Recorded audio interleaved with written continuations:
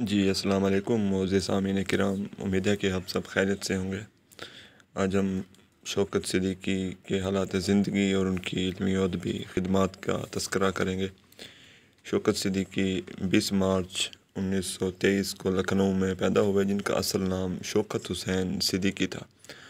انہوں نے امیر الدولہ اسلامیہ high school Lucknow سے میٹرک کا امتحان پاس کیا اور انہوں نے ایف اے کا امتحان پرائیویٹ امیدوار کے طور پہ پاس کیا۔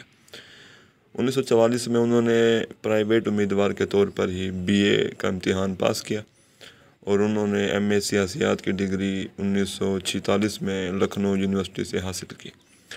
1940 سے 1943 تک وہ فوج میں بھی ملازم رہے اور ان کا پہلا افسانہ ہفت روزہ خیام لاہور میں 1940 میں چھپا، جس کا عنوان تھا کون کسی کا۔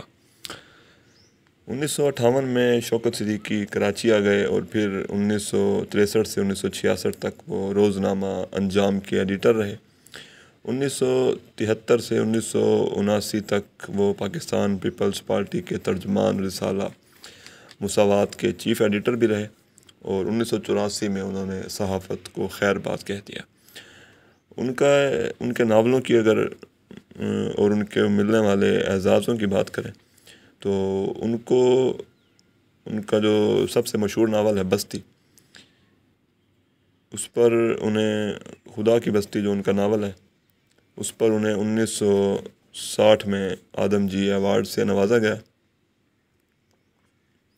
اور 1997 میں انہیں پرائڈ آف پرفارمنس، 2002 میں انہیں کمال فن ایوارڈ، 2003 میں انہیں ستارہ امتیاز اور 2004 میں دوحہ قطر میں عالمی فروغ اردو ادب ایوارڈ سے ان کو نوازا گیا اور 18 دسمبر 2006 کو وہ کراچی میں انتقال کر گئے۔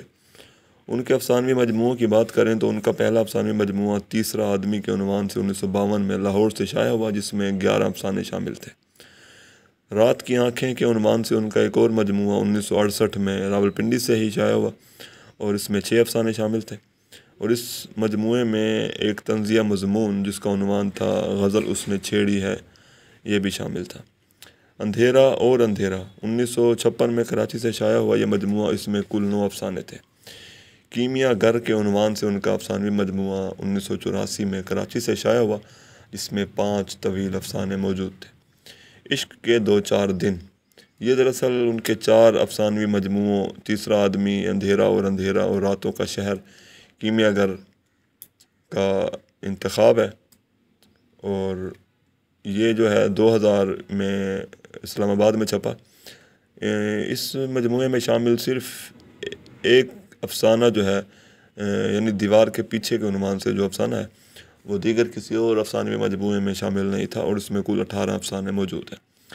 شوکت صدیقی کے افسانے جو ہے وہ مختلف رسالوں میں شائع ہوئے، جن میں ہفت روزہ خیام، ماہنامہ عالمگیر، ماہنامہ شاعر، ماہنامہ نیا دور میں چھپتے رہے۔ ان کے ناولوں کی اگر بات کریں تو ان کا ایک ناولٹ ہے کمین گاہ۔ 1945 میں لکھا گیا اور یہ 1957 میں لاہور سے شائع ہوا۔ اس میں مزدوروں کے حقوق کی پامالی کا ذکر کیا گیا۔ خدا کی بستی جو ان کا سب سے مشہور ترین ناول ہے اور اردو کے بڑے ناولوں میں اس کا شمار ہے، 1957 میں کراچی سے شائع ہوا اور 18 زبانوں میں اب تک اس کو ترجمہ کیا جا چکا ہے۔ ان کا ایک اور ناولٹ ہے کوکا بیلی، یہ 1964 میں لاہور سے شائع ہوا اور ان کا ایک اور جو مشہور ناول ہے جو کہ خدا کی بستی کے بعد بے حد مشہور ہوا، اس میں ہے جانگلوس۔ یہ بڑا ہی ضخیم، یعنی صفحات اس کے بہت زیادہ ہیں، 3 جلدیں ہیں اور 54 حصے ہیں۔ جلد اول 1987 میں، جلد دوم 1999 میں، جبکہ جلد سوم 1994 میں شائع ہوئے۔ اس میں جنوبی پنجاب کے جاگیردارانہ نظام کی عکاسی کی گئی ہے اور ان کا ایک اور جو ناول ہے 4 دیواری، یہ 1990 میں کراچی سے شائع ہوا اور اس میں لکھنوی معاشرت کی عکاسی خوبصورتی سے کی گئی ہے۔ شکریہ۔